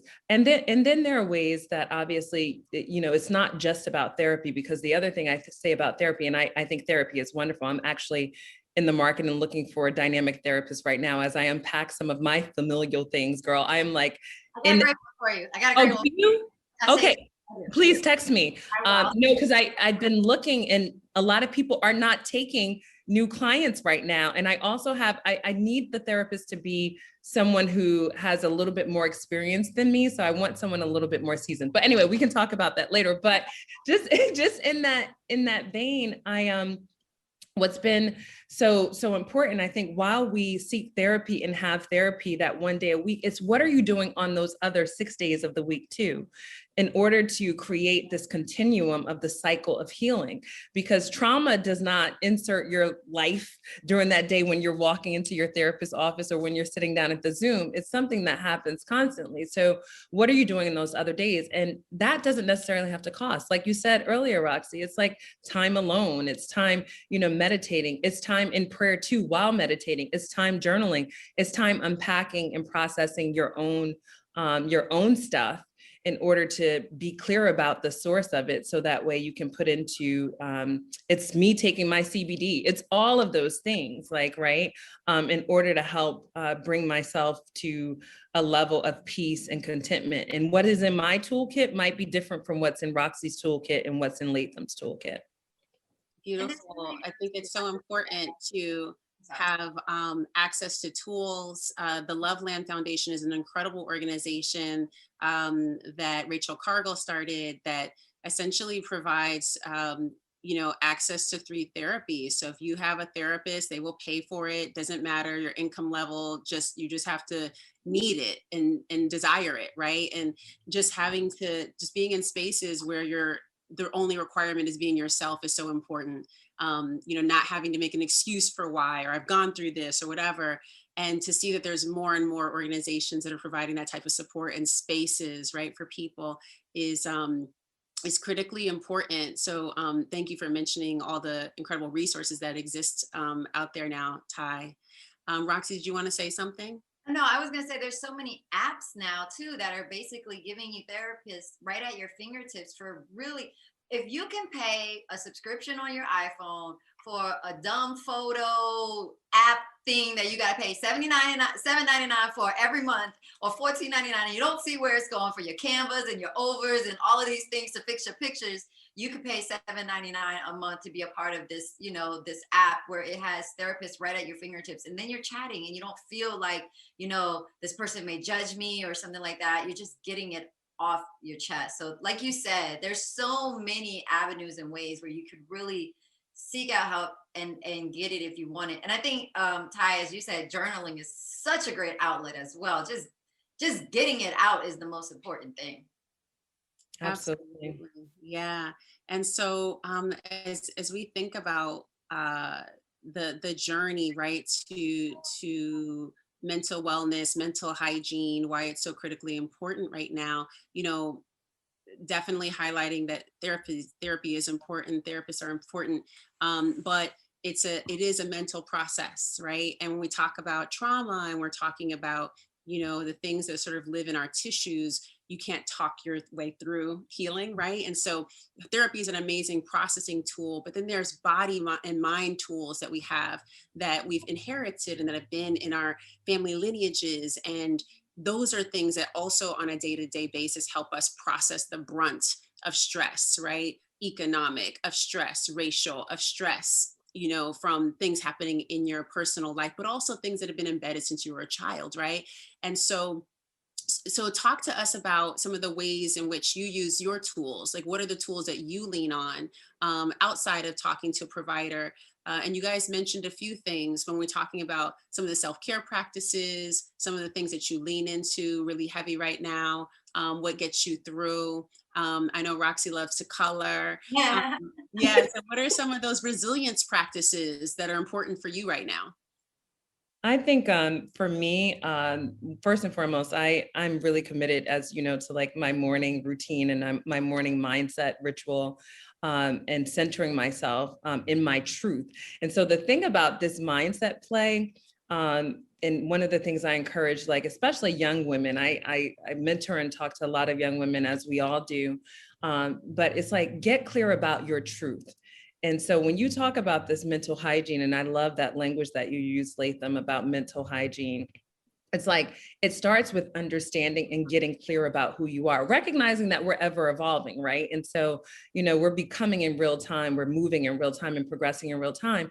But a lot of the times, the reason why we feel so conflicted about, you know, dealing with some of those legacies that don't necessarily serve us is that we are also not getting clear about who we are in our truth, and sometimes bending and or leaning toward a history that wasn't necessarily ours, but has been passed on to us. And that happens not only historically, that happens in circles. It's like, you know, if you come to a circle and you come to a party with Roxy and Latham and Ty, and you're not clear about how you really like to wear your hair, then you're trying to change it up to adjust to a moment. And so I think the practice of really kind of like connecting with yourself, whatever that looks like for you. For me, it's my hikes, it's my morning mindset, it's my workout, it's my prayer, it's my meditation, it's me trying to find this therapist. But the more intentional you can be about centering yourself and anchoring yourself in your truth, I think the easier it becomes to kind of navigate some of those things and build your toolkit around what your truth deserves and needs. Self-reflection is so important. Yeah. Roxy, what about you? Oh my gosh, I do like the smallest things, I swear. I put on Zen spa music in the house when I wake up. That's what I want to hear. I don't want to hear the rah-rah. I love the city girls, but not at 9 a.m. You know? So it's like starting your day in a calming space, you know. I did mention coloring. I start my day also with scripture. That's the first thing that I do. Amen. Not to open up the gram until I open up the Bible first. So amen. First thing first. Exactly. Exactly. And I start every single day too on my Instagram page with a prayer for everyone. It's the same prayer every single day, that I pray that one of somebody's blessings is answered, and I pray that one of my blessings are answered as well. I pray for all of us. So and that's one of those mental check-ins that I do every day. So I know at least my mind is in in the right space. And if I feel like I'm being funky, thank God that we live in such a beautiful city like Los Angeles. I will take the long way home, drive straight down PCH, and just being by the water and seeing the ocean calms me. I don't care if I'm stuck in traffic for another hour. As long as I look to my left and the ocean is there, it just does something for me. I can pull over, let the traffic just go, and just sit there and be by the water. And sometimes just self and feel good and reflecting on self. Put your feet in the ocean. I know everybody doesn't live in LA, but salt water is calming and healing. So it's like, I really truly believe that, like, it comes and then it goes away, whatever my problem is. So those are some of the things that I like to do at home. And even if it's just hanging out outside, just being outside and just having a moment with nature and just sitting and thinking doesn't cost anything. It's just good to just sit and just listen to what's going on around you. Don't worry about what is in your head. Look at the ducks going by in the park, or somebody riding a bike, or, play That's My Car. That's my car. That's my car. People watch. Just I'm not playing That's My Car. I love that. That took me back to being like a 7-year-old. Like, no, that's my car. I love that. Now I like to play That's My House. So I go drive by the houses that I would like to live in. I'm like, let me manifest this. And manifestation is everything, because I'm really, really big on that. So it's like, let me drive by a neighborhood that I would eventually like to live in as well. And I drive by the beach a lot. I would love a beach house. So it's like bringing into my world those things that I really want. And it makes me happier, and it doesn't cost anything but maybe gas, which is definitely it's expensive right now. Exactly, but it's worth it for my sanity. It's 1,000% worth it. Beautiful. I have one final question for you all, really centering around optimal well-being. What is it that you eat, drink, and think that keeps you well? Ooh, eat, drink, and think. I drink lots of water. That keeps me well, like right here.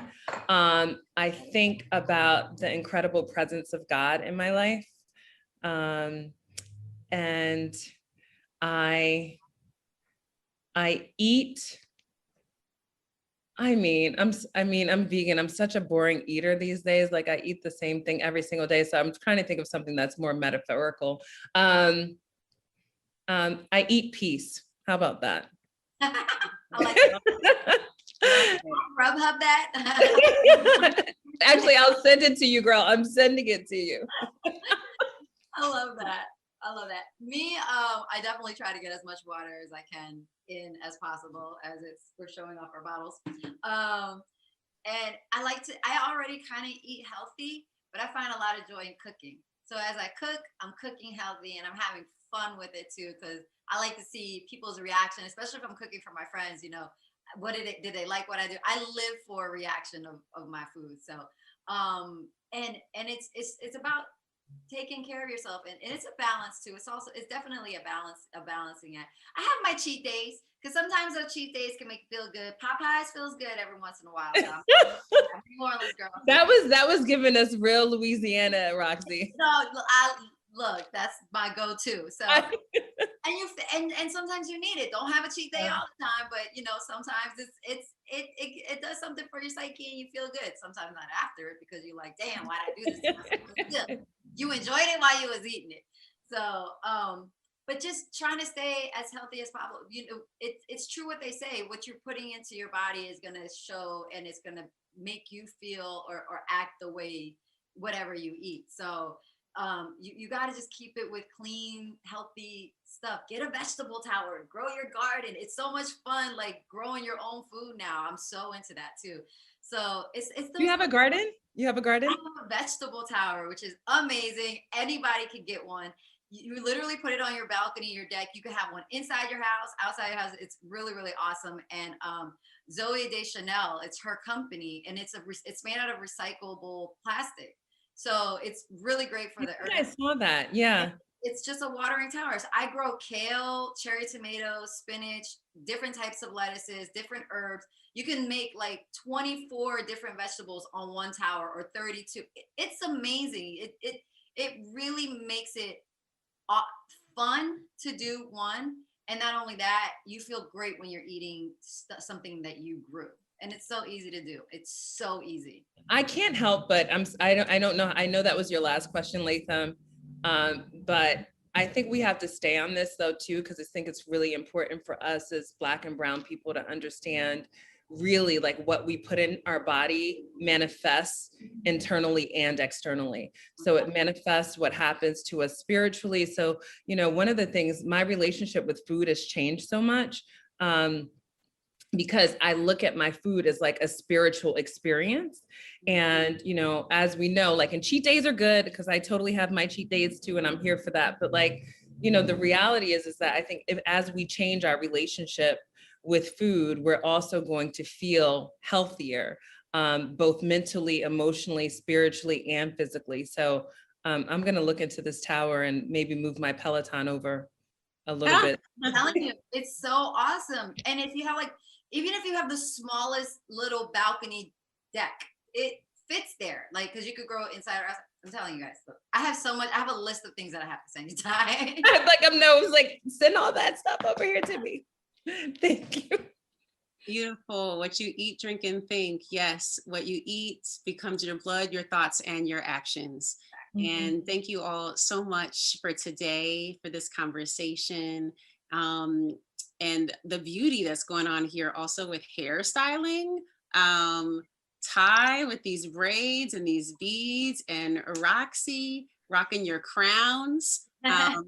Yeah, I also want to just maybe end with, because we're going to be celebrating Crown Day. So maybe like tell us a little bit about how you're going to celebrate Crown Day and how you're going to rock your crown on Crown Day. Because I know both of you style your hair very differently. So when they see you on another panel, they're not going to see the same look. This is true. This is coming out tonight. Yeah, see? Coming out tonight. What's it going to look like? How are you going to rock your crown for Crown Day? So Crown Day is July 3rd. And so on July 3rd, I think I'll probably have braids back in. I might add some beads, but you know, Crown Day is a celebration both of my hair and expression, because that's how I use my hair. It really has become a self-expression tool for me. But even more, it's a reminder of just me being everything God has already ordained me to be. Like, I literally feel like that's why I'm reminded with these beads of the weight, as well as not the burden, not like a weighty burden, but like the weight and the beauty of what is here and what is me, and to stand tall. So I don't know, maybe I'll add some beads to my new braids on Crown Day. Gorgeous. What you gonna do, Roxy? I love that. You know, for Crown Day, what I usually like to do is support Black and brown businesses and their hair products and their hairlines, and looking and searching for new organic things that I can saturate my hair with love and oils and stuff like that. A nice hair mask. And there's so many different companies, especially during COVID and quarantine. It's like we've bursted into our creativity, and there's so many different companies that have so many cool products. So I do my research, and I like to like invest. So I take a few $100s and I buy things from different companies just to support on Crown Day and support Black and brown businesses. Because I wish this could be me all the time, but I just bought her and she's cute. I name her, you know, because my hair is pin flat straight. So I'm always trying to add something to make it look zhuzhed up. So maybe I get me a new ponytail. I don't know. Exactly. Well, y'all look beautiful.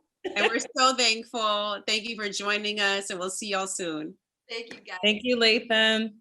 Thanks, Latham. The Dove Crown Act campaign was one of the most creative and impactful for women of color in this generation. Our next guest has been credited as one of its architects. Kelly Richardson Lawson is an Emmy award-winning, creative, visionary, entrepreneurial business leader with over 30 years of leadership experience in brand building. She's the founder and CEO of Joy Collective, one of the fastest growing marketing and creative agencies in the country. Joy Collective has powered brands like Dove, Coca-Cola, Unilever, and a host of others. But Kelly's work is much more expansive. She has also created a safe space for parents of children who struggle with mental wellness and addiction issues through her Sunrise project. Through Sunrise, Kelly is reaching families that have been invisible for far too long. She's a marketing genius, brand and bridge builder, along with being a humanitarian. Please welcome Kelly Richardson Lawson. Thank you, Latham, and thank you to the National Urban League for partnering with Dove since 2018 as a proud co-founder of the Crown Coalition, working to end hair discrimination in this country with the Crown Act, which is legislation to create a respectful and open world for natural hair. This Saturday, we're pausing on July 3rd with an all-day list of activities to celebrate Crown Day, our second annual Crown Day, which is Black Women's Independence Day. We are starting with a morning workout. We have an unveiling of a beautiful new crown mural in the nation's capital. And then in the evening, we have the Crown Awards hosted by Ty Beauchamp and celebrating many, many, many Black women across multiple fields. And then we'll be announcing a wonderful new partnership between Dove and Tina Lifford, in which Tina Lifford, who plays Aunt Vi on Queen Sugar, is going to be offering 1,000 Black women an opportunity to experience her inner fitness journey. And Tina Lifford is in her own right a powerhouse and an expert in inner fitness. She is founder and CEO of the Inner Fitness Project, and she is a well-being author and is here today to share more information about the Inner Fitness Project and how you can participate and apply to be part of this program. Thank you again so much, National Urban League, and please come out and support National Crown Day this Saturday. All the details are on thecrownact.com. Together we can pass hair discrimination in all 50 states in this country and at the federal level. And please welcome Tina Lifford. Thanks so much. Thank you for that introduction, Kelly. And I am thrilled to be here on behalf of the Urban League and Dove, supporting Black and Latinx women in business. You know, entrepreneurs are a special breed. We have to be resilient. We have to be accountable to a vision inside that is trying to use us, which means we spend a lot of our time bumping around in the dark, trying to find our way. And it's wonderful that the Urban League and Dove are supporting that effort, but they're going one step further.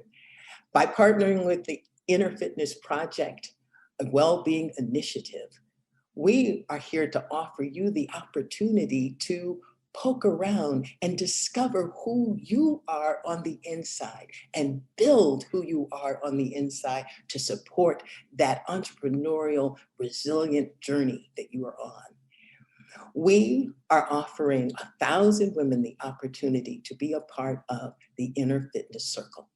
That's going to be 100 circles with 10 people in each circle running all at the same time. Let me tell you where this idea comes from.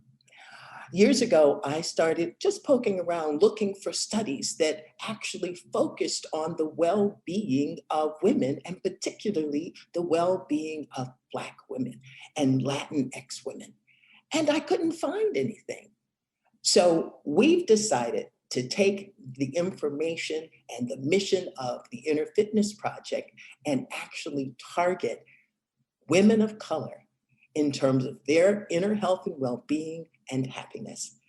This program is right for you if, in fact, you are ready to be more aware and have a deeper conversation with yourself. It will provide you with a process that you can lean into for the rest of your life to navigate how you show up to your life. You know, it's great to have concepts, but it's even better to know how to put those concepts into action for your life. And you'll be part of community where you feel safe, seen, heard, uplifted, held, and championed as you stretch beyond your limitations and into more of that better next iteration of yourself. Now, if in fact you were wondering if this opportunity is right for you, let me tell you who we are looking for. We are looking for people who finish what they start, people who know that it's time for them to have a deeper relationship with themselves, people who are willing to invest time in their personal well-being, people who are ready to thrive beyond just work, but in your whole life and not just survive. If you feel that you are that kind of woman, then please go to thecrownact.com/TIFP and register or apply. When you get there, you'll find an application and a self-assessment survey. Now, this self-assessment survey is wonderful. It's your first step in becoming aware of and in deeper conversation with yourself. In fact, that assessment is so good that whether you happen to be one of the 1,000 women that is invited into the program, that assessment will serve you from now until the rest of your life if you let it. So please go to thecrownact.com/TIFP, stands for the Inner Fitness Project, and enter your application and take that survey. I want to leave you with just one of the concepts that comes with the Inner Fitness Project. You know, you probably know this already, but we remind you that life is not happening to you. Life is a creative endeavor. Life is always creating. You are part of life's creative endeavor. You are creative. And so instead of seeing life as this experience where it's just happening to you, you can become a co-creator in this creative experience called life. So life is not happening to you. Life is happening. Life is bumping into the life that you are, and how you respond creates your life. We are here to help you respond with better and better consciousness, with better and better intention, and with a resonating, powerful vision for your life. I hope to see you in the program. As the president and CEO of the National Urban League, Mark Morial needs no introduction. As this nation has been enthralled in protest and at times painful regress, the National Urban League under Mark Morial's leadership is getting things done and making real change in communities across this country. Please welcome Mark Morial. Good afternoon, and thank you, Latham, for that welcome. I am honored to be here today amongst these amazing women of color, Black and Latinx women who are shattering the glass ceiling.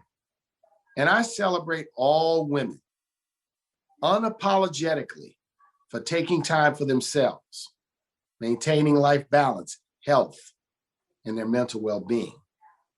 That's why the National Urban League, in partnership with Dove's Crown Act, is proud to be a founding member of the Crown Coalition.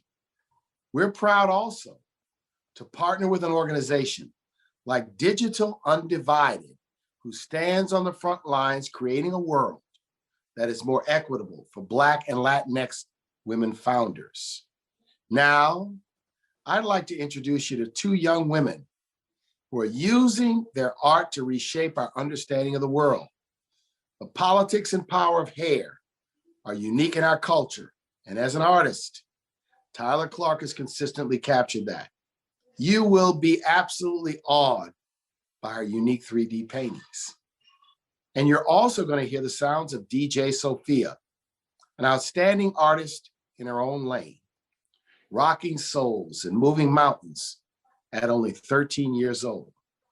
Sophia has traveled the nation, sharing stages with veteran performers like Erykah Badu and Jill Scott, among many others, and she's traveling a heroic journey as a congenital heart defect survivor and honor student. She's shattering every glass ceiling. Please welcome DJ Sophia and the artwork of Tyler Clark.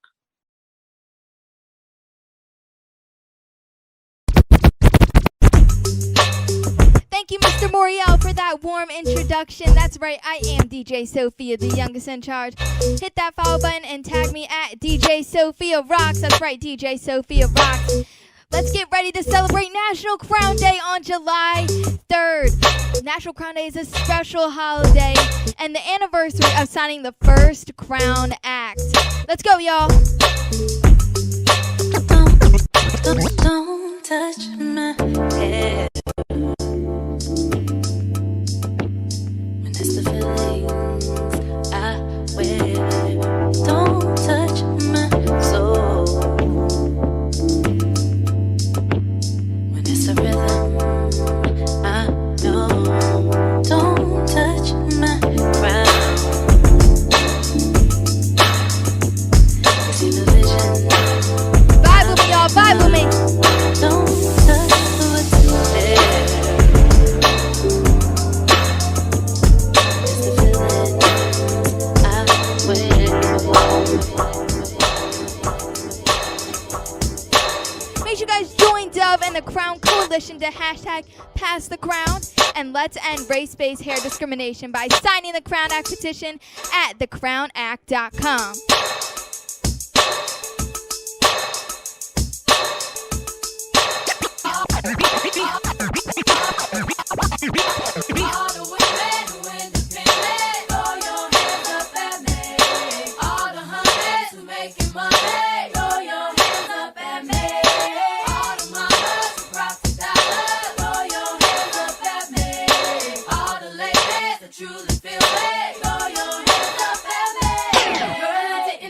Get down like that. Charlie, how your angels get down like that. Girl, I didn't know you could get down like that. Charlie, how your angels get down like that.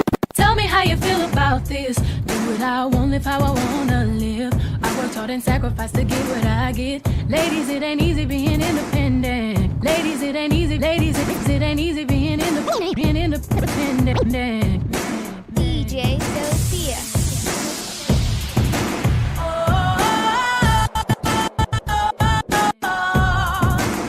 Make sure you guys join the Crown Day celebration at thecrownact.com and rock your crown and post a photo at thecrownactbooth.com. Tag me at DJ Sophia Rocks. I want to see y'all beautiful crowns.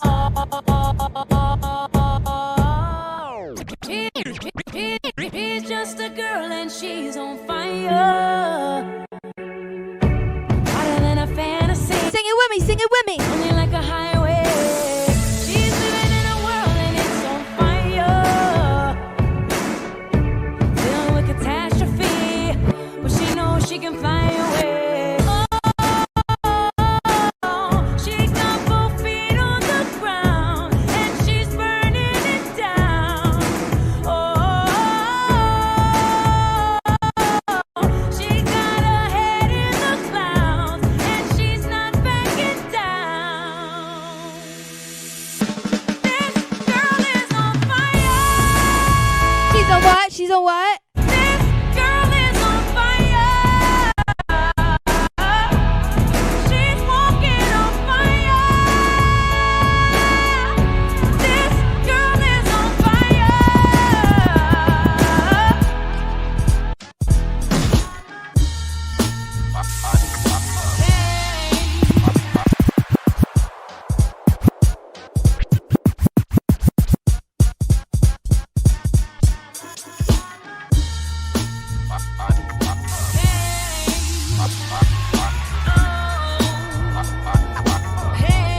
Make sure you guys rock your crown and post a photo at thecrownactbooth.com.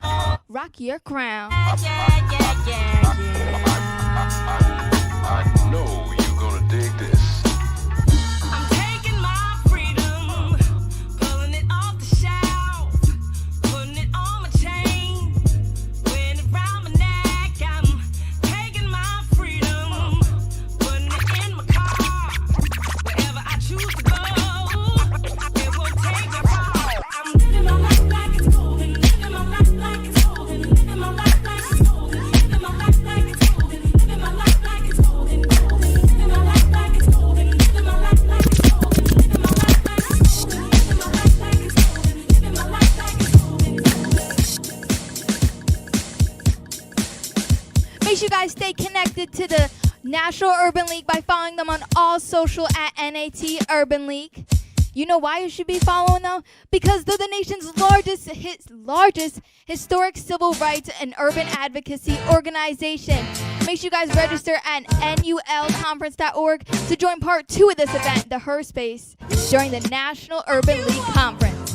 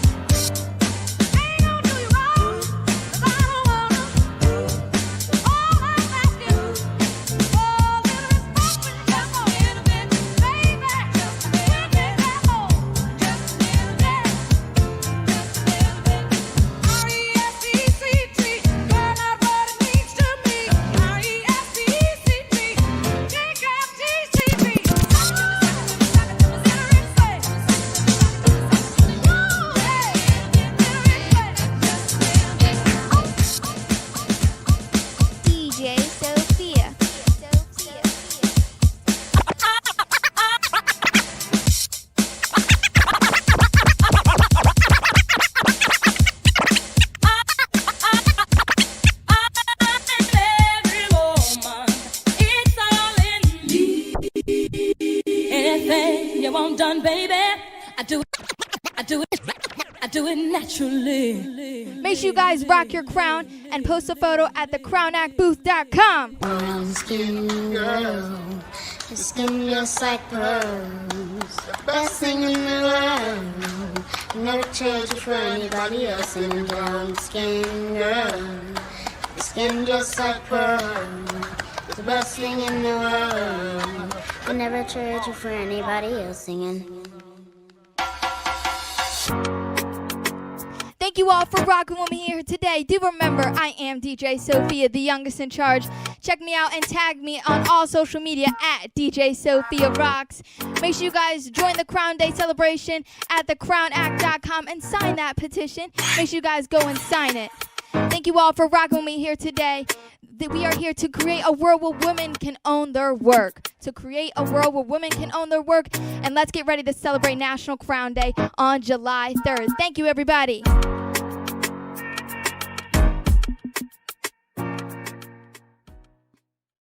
Thank you, DJ Sophia and Tyler. Wow, what an incredible presentation. Super awe-inspiring. I mean, the art and the music, I was grooving, y'all.